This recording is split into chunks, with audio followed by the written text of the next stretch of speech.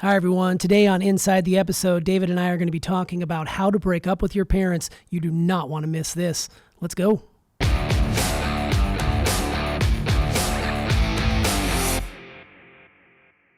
So first and foremost, David, with this episode, I would say that this is an episode about setting proper boundaries. Yeah. So I guess the question I want to lead with is, how do you emotionally get to a place where it's okay to break up with your parents?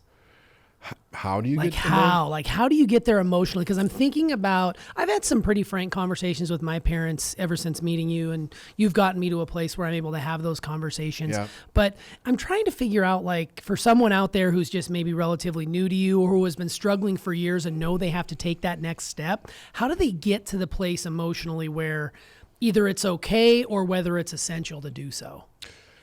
So I think that a person needs to sit down and they need to seriously, honestly ask themselves what they want their life to be about. Anytime that we're breaking these traditional taboo paradigms in our life, breaking up with toxic parents would just being one of them, what would cause a person to think about doing such a thing? And I think that it comes to asking yourself, what do you want your life to be about? What's interesting is that before somebody suggested that I do that, sit down and think about what my life to be about, I never really thought about it that much. I thought about, what do I want to do in my life? Where am I going to go to work in my life? Who's my spouse going to be in my life? What would my kids, would I have kids? What would my kids be like in my life? I never really thought about, what do I want my life to be about? How do I want to live my life? How do I want my days to go? This is a choice that every human being has. It's an individual choice to determine how we're going to live. Even in situations where somebody has taken control over our life. You could have, for a person who's incarcerated, for instance, or a person who's living under an oppressive government. How they show up every day is entirely up to them, for the most part. It's one of the things that we learned from Viktor Frankl in Man's Search for Meaning. Interned in a Jewish concentration camp, he decided how he was going to show up every day. So we have this ability to do that. Yet most of us take life for granted to such a degree that we don't sit down and determine, who are the people I want in my life? What kind of relationships do I want to have in my life? How much joy do I want to allow in my life? How do I really want to live my life? What we end up with is the burden of paradigm or belief that is passed on from one generation to another. In order to be a good person, you must whatever realm of bullshit that people spread from one generation to another that becomes a very warped sense of being because somebody said that this is the way that it should be. Without challenging that thought, we don't have the choice of thinking of something different. And you see this with a lot of people. Like, before somebody ever says, hey, you know what? You have a choice. You don't have to put up with that. They live within the paradigm of extremely toxic parents that are ruining their lives or ruining their kids' lives or, ruining their own life, and you're sitting there watching them do it. You have a choice. But you have to consider the alternative in order for that choice to really come to the surface, so we can see the fullness of it in a way where we're asking ourselves the right questions and we're exploring hard answers. Like, I may have to walk away from this relationship with my parents because it has just become so toxic and intolerable. If I'm going to live my life, I can't do it.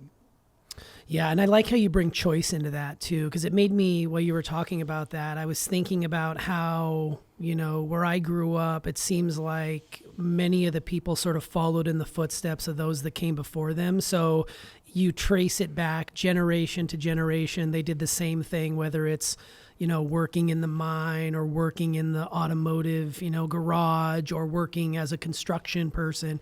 These people would follow because that was what their paradigm allowed them. And what you're saying, which I think is beautiful, is that you all have a choice. You don't have to follow in the suits of your parents. So many people do. I don't know if that's changed with this generation, because I feel like today's generation knows more about choice maybe than I did, but I didn't follow conventional wisdom. I didn't do what my parents did. In fact, my dad, jokingly threatened to hit me with a hammer if I ever considered becoming a friggin' carpenter, because that was the life he lived. And it was a good, relative life. He's very skilled at what he did, but he didn't want that for me because it was a lot of backbreaking labor. There's more for you. So kind of in a hindsight is 2020 way, he sort of woke me up early. Yeah. But I think you see a lot of people who follow in the footsteps of their parents, and then they realize that maybe the toxicity is too much to handle. And one of the things that you said that was very interesting in that episode was, you don't owe your parents anything. You owe it to yourself to live your best life. Correct. And I thought that was genius, because more often than not, we feel like we are connected on some way that we have to take care of them and do everything for them, when you're not saying that at all. It's for you, right? That's right. Yeah. I think that was great. Yeah. The rest of it, and we read about it, it's just bad literature, actually. There's nothing, every individual owes it to them. Like, here's the thing. Each one of us is unique in a way where we have special desires, gifts, talents, abilities, and it's to do something. It's to contribute in some way to life. All life contributes to life in some unique way. But when something in life that takes away from that natural contribution because it's dysfunctional in any form of life exists, that form of life becomes diseased. No different than when a tumor develops, like a cancerous tumor develops within a healthy human being. Then if we don't get it, the whole body becomes diseased, right? The tumor must be removed or killed or whatever, however they do it.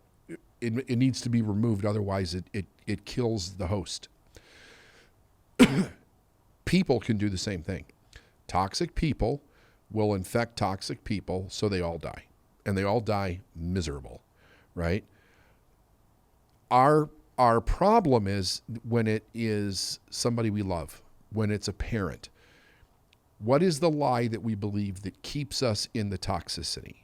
Well, we owe them something. That could be one of them. Their blood, that could be one of them. The idea that we're supposed to take care of them could be one of them. People often misinterpret the Christian Bible, where it says honor the mother and father. Honor and taking care of are two completely different things. Honor being, these are the two individuals that brought me into the world. I honor that. I honor them for their own life. I don't have to agree with the way that they raised me. I don't have to tolerate abuse if they were abusive. I don't have to replicate dysfunction if they were dysfunctional. Those are very different things, as so are the good things, right? If you do replicate things that were functional, if you had a very loving and a productive child, those are all great things. But that word honor means something completely different. It means honor them for who they were and the fact that they brought you in. So there's almost it's like I'm grateful that they gave me life, that I came through them in this life form, right? But it does not have to go any further. There's even a scripture where Christ talks about you can't actually get close to him until you hate your parents. Now, I think what that means is because it doesn't say if your parents are toxic or if your parents are dysfunctional. I think it's in Luke if you're looking for it. I think basically what it means is that until you give up your parents having the authority over your decision-making process and you let God take authority of your decision-making process. I think basically, like, we get into a long diatribe around it, but I think basically for those of you that want to look it up and check it out, that's basically what it means, is that, it goes with, thou shalt not put any other gods before me. Now, this is if you're coming from the Christian perspective, and I realize that there are many of you that are not, and I'm not trying to, there's no agenda here. But it is where a lot of people's beliefs come from. So that's why I'm bringing it up.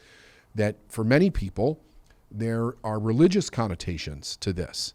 And we have to make sure we're understanding them correctly. Otherwise, you can, like anything else, there have been many people through history that have taken religion and twisted it for their own benefit and then used that in a way to damage other people or control other people or manipulate other individuals. Does that make sense? Yeah, it does. I was just thinking a little bit about when you were talking about at the beginning of that, about the toxicity around the parents and how you owe it to yourself to know when to either limit the contact or to take the drastic measures to cut them out entirely. And I think that's on a per person basis. We can't speculate here whether or not you should do one or the other or neither. I mean, there's a lot of people who have amazing parents who are supportive and allowed you to do what you needed to do. And they basically said, when you flew the nest, hey, fly little bird, it's on you. Yeah. And then there's other people who maybe try to convince themselves that, no, it's okay. I can go home 3 or 4 times a year and it doesn't seem to bother me. I realize I don't have a lot going in my business for 2 or 3 months afterwards. And my therapist will, they'll go through this whole thing. But there is a time and a place when limiting contact with anyone in your life, whether it be parents, friends, neighbors, there's a point in time where you just have to be honest with yourself and say, look, this is not serving me. I need to set a boundary and move on. Yeah. I would assume. And there's a lot of people out there, because I don't want us to come across as, I don't want anybody out there to think that my parents suck. They're not, I've had issues, of course. I think we all have. But at the end of the day, one thing that you taught me very early on was to make peace with the fact that they did the best they could at the time what they were doing this. Yeah. And that helped me, because it's very easy to pile on after the fact. And I think we see this a lot more and more. That said, setting a firm boundary with your parents and say, I'm not open to having this conversation about X, Y, or Z, and I'm not going to succumb to your guilt or your shame that you're trying to pour on me, because at this point in time, you are a relative. And that's hard for people to hear. I'm sure some people are sitting out there saying, I don't believe what these two guys are saying. And that's your prerogative. But at the same time, think a little bit about how those relationships are serving you, and just realize that there may be more to it than what you think. So let me just say a couple of things. This message is basically designed for people that are struggling with whether or not they need to walk away from their parents. It's not an overall message for everybody to walk away from your parents from a relationship perspective. It's for the idea, if you have dysfunctional or toxic parents that are really causing distress in your life. We all need to walk away from our parents as far as our independence goes and choose the life that is right for ourselves. Now, you get beyond this a little bit. There's some basic truths here. One is that your parents, if they had dysfunction, they didn't come up with it on their own. It was passed down from one generation to another. And it either grows with every subsequent generation or it diminishes, depending on what that generation does with it. Do they get rid of the ignorance? Do they learn how to think different? Do they learn how to behave different? I had somebody respond to one of our videos that we did and say that nobody changes, right? And they said, how many people that go to your seminars actually change? And they answered it for themselves, and they said none, so cut the crap or something like that. And the idea is basically this. Change is not like a pill. It's not like an aspirin that you take for a headache. It does not cause the change. It gives a person direction to make a change. If a person does nothing with new information, if they don't do anything with the ignorance or the intelligence, it does nothing. You have to do something with it. So if a person takes good, positive information and they apply it to their life, their life will change. It's cause and effect. It's not maybe it'll happen. It will happen. There's no question about it. But if we also choose, whether it's out of conscious choice or ignorance, to stay in the dysfunction that our parents, if we had dysfunctional parents, gave us, then we're going to exacerbate it in the life that we have. It's going to get worse from one generation to another. We want, if you look at overall issues that society has, a lot of them are generational issues. Those beliefs are passed down from one generation to another. If you don't question what your parents taught you, you never know, am I taking something that is actually destructive and moving it further along in life and in society, or am I a product of actually changing that? That's what it's about.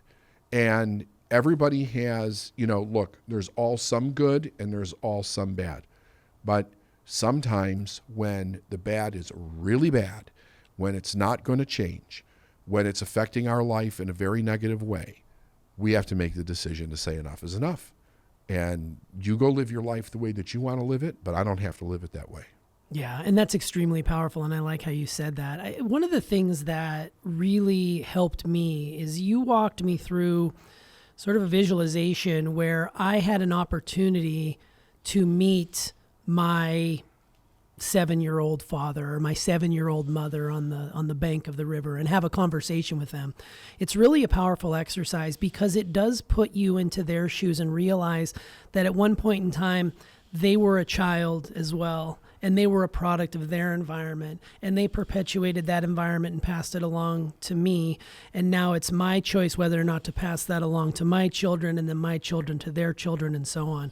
So it just made me grateful for you to be able to walk me through that, because I was able to let go of a lot of resentment and anger that I had towards both my father and my mother, and realize that they did the best they could. There's that again. Yeah. They did the best they could. Sure. And I think really at that point in time, I have limited contact with my dad. He's like I see him a couple times a year type situation, text on holidays, maybe a FaceTime on Christmas.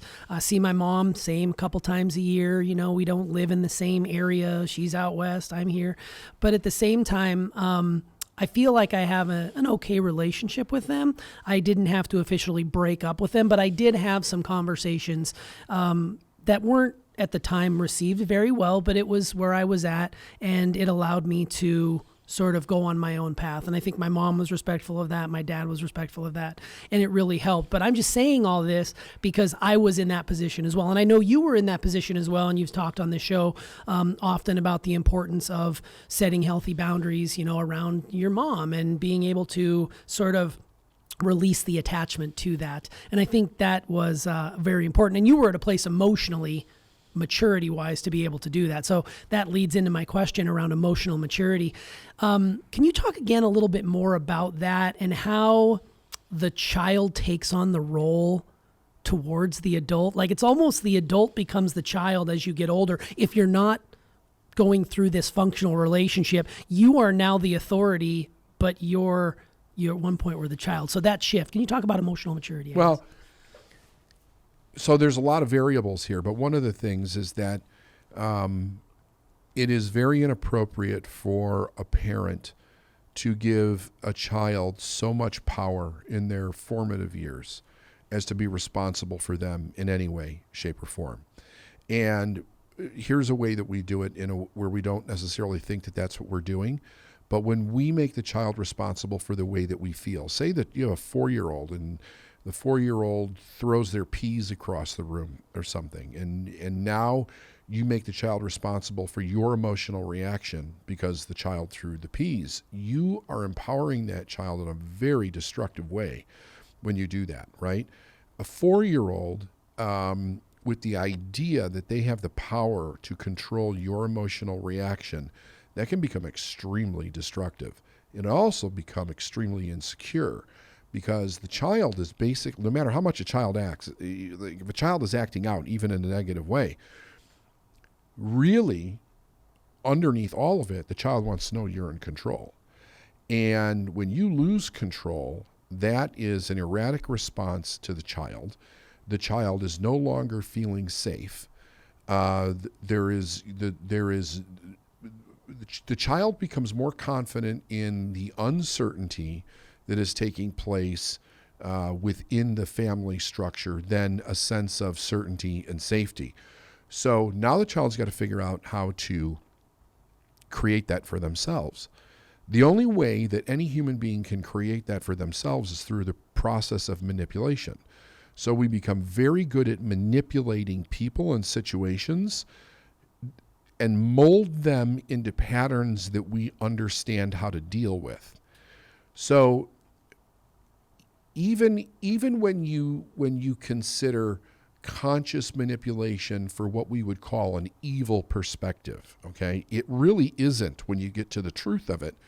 It is that you have a person who is so dysfunctional that they need to manipulate the world to fit the pattern that they understand how to deal with. And that can be extremely destructive. It could be like it can go to the worst of the worst, murder, serial killers, rapists, genocidal dictators. Like it can go to the worst of the worst. But what's underneath of it is a psychological pattern that has become so warped and so twisted that the person does not know how to function outside of that pattern. It is just too frightening for them. That comes through years of systematic abuse. It's not something that's just like, oh, you're crazy one day and now you're a rapist and a murderer or whatever. No. The only way something like that can show up is through like brain injury or severe illness or something. But for the most of humanity, that's not how these problems show up. These problems show up as the completion of a extremely dysfunctional environment and the repetition of that over a period of time. And the ignorance that we think that we have to be in relationship to it in order for us to be okay. Because that's the big lie, that I have to stay in relationship to something that's toxic for me to be okay. But that's what manipulation does, right? So it's very easy to manipulate someone. We even we have something that we know very well, like from a psychiatric point of view, it's called Stockholm syndrome, and Stockholm syndrome was something that was realized when a bunch of bank robbers took a bunch of people hostage in Stockholm, Sweden. And when the whole thing was over, the people that were taken hostage were defending their kidnappers. And they were like, what the hell's going on here? And what they realized was that when you take control over the life and death situation of a person, you can manipulate them to the point where you'll agree with them so much just so that you can stay alive. So it's like life takes over in a way where it supports the dysfunction temporarily in order to continue living. But then that situation or that frame stays within the consciousness of the human mind, and it then proliferates over a period of time. And this is what happens in dysfunctional families, that the child adapts to the situation because the parent has control over the safety of the child. The child learns to develop and adapt to whatever the craziness that's going on within that situation, but then it carries it on into the adult life where now it becomes destructive to themselves. At one time, it kept them safe. It allowed them to survive a very bad situation. Not necessarily healthy, but allowed them to get through it to some degree.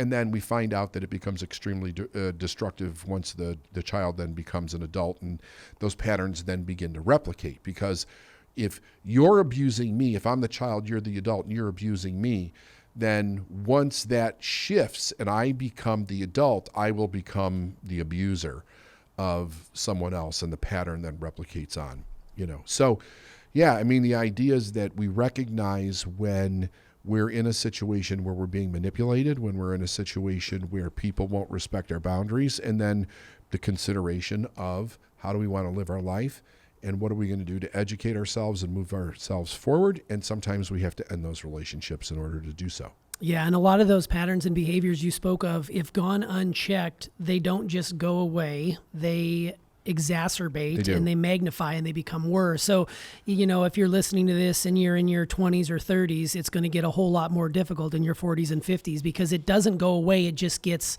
progressively worse. And like I said, what I mean by gone unchecked, if you don't do something about it or go see someone or have conversations around it, the awareness isn't going to be there and you're just going to perpetually be in this anger, resentment place towards your parents rather than having the frank conversation around it. I think that's important for people to be aware of. So yeah, no, I think that's everything you said was amazing right there. And it just reaffirms the importance of having this conversation. So in the episode, you also talked about the authority complex, if I think I have that right.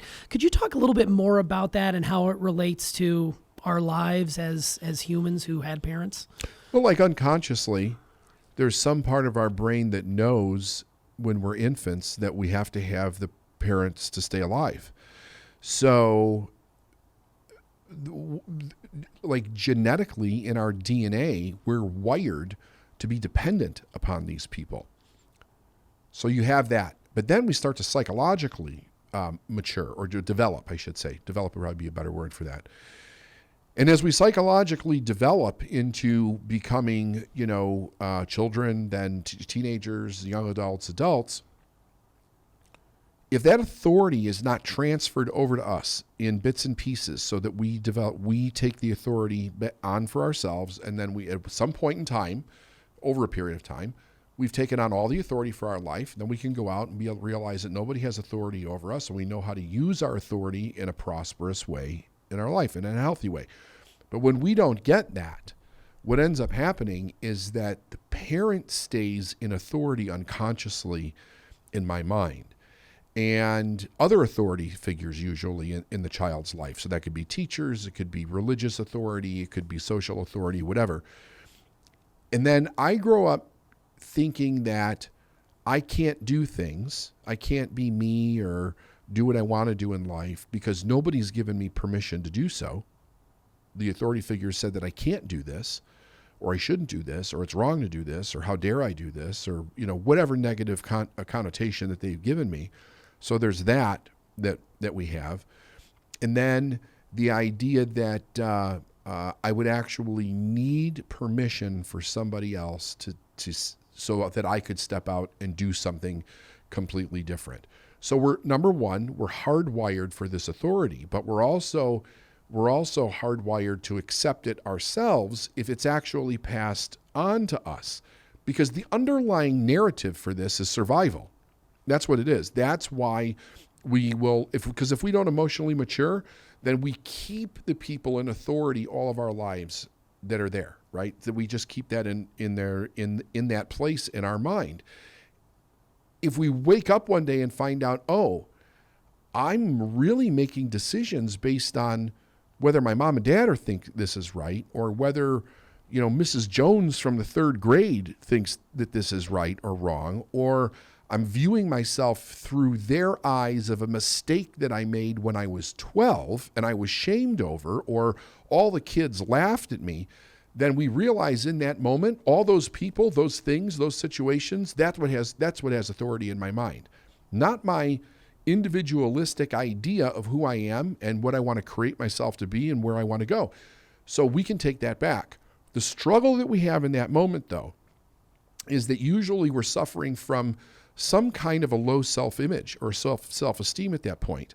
So what we'll do is we'll be like, but if my mom and dad didn't even think that good of me, if Mrs. Jones in the third grade thought I was a piece of shit, then what's to say that I'm not? So we need to bring in a higher truth that overrides that. And I think this is one of the things that spirituality and religion does really, really well, is that it brings that separation of authority in from a place of authority. So, and it does it in a way where it basically says that, you're created out of God's love and God has a purpose for your life, and that, you need to be obedient to God.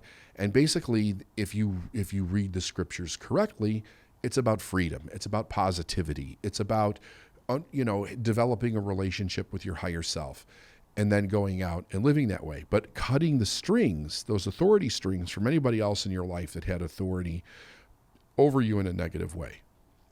Okay, so to put a bow on this episode here, so for someone who thinks linearly like myself, it's not one of my greatest gifts, but somehow I manage.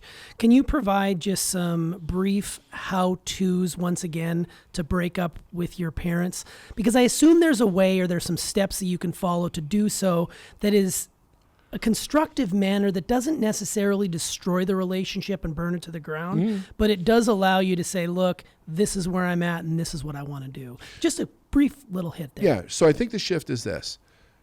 We didn't come from our parents. We came through them. We came from God. So again, and I'm beating this like a dead horse. At some point, I just need to stop saying this. If you've listened to my podcast long enough, I don't care what religion you are. There's some higher authority out there. There's an intelligence beyond just ourselves, okay? So you can come from whatever perspective you want. But the idea is that there's this higher intelligence that you came into the world from, but we came through something physical. So, a rose comes through the fertilization of another flower, right? Two rabbits get together, they have a bunny. Two human beings get together, they have a child. But the spirit of that child comes from the universe, comes from God. And that is the authority that put us here with a purpose. We just happen to come through this vessel. So if we realign it in our mind, what do we really need to be obedient to? We were obedient to our parents when they were in charge of our upbringing. But for the direction of our life, we need to be obedient to what we believe in as far as God or higher purpose of why we're here. And I even, when I talk to people who are atheists, they do believe, like they'll phrase it differently, but they believe that there is some purpose for their life. They'll deny the existence of a God or whatever, which is fine for them. But then it's like, well, then just put your higher self in that authority, right? Like there is, you feel like you have a purpose in your life. That is your authority. That is the higher side of yourself. Your parents are no longer in authority. If we needed our parents to be in authority for the rest of our lives, our parents would never die and they would stay in that position and we would be under them forever. But we're not. That's why at 20 or 18 or 20 or whatever, we break free. We're adults and we can make decisions on our own. And then we have to start that growth process of our independence from that point forward. But the independence was supposed to be gradually given to us. Unfortunately, it's not. So in order to make sense of this, we have to realize that our parents are like temporary parents until we can actually stand in the authority of why we're here to begin with. That's great. Very well said. So if you enjoyed this particular episode, How to Break Up with Your Parents, there's a couple more that we have in David's archive that definitely would be worth a look. I'd encourage you to go back and listen to episode 177, which you titled Setting Healthy Boundaries, which is very well in line with this episode. And then also another one, episode 85, Transcending Childhood Stories. Get a really interesting conversation around, breaking free of those patterns that were given to you by your parents. So those are two very good episodes you can go back to and listen to that'll hopefully give you everything you need. So this has been an excellent episode. Not always easy to talk about this, but once again, essential and important on the journey. It's part of growing up. Absolutely it is. So thanks for coming inside, David. My pleasure.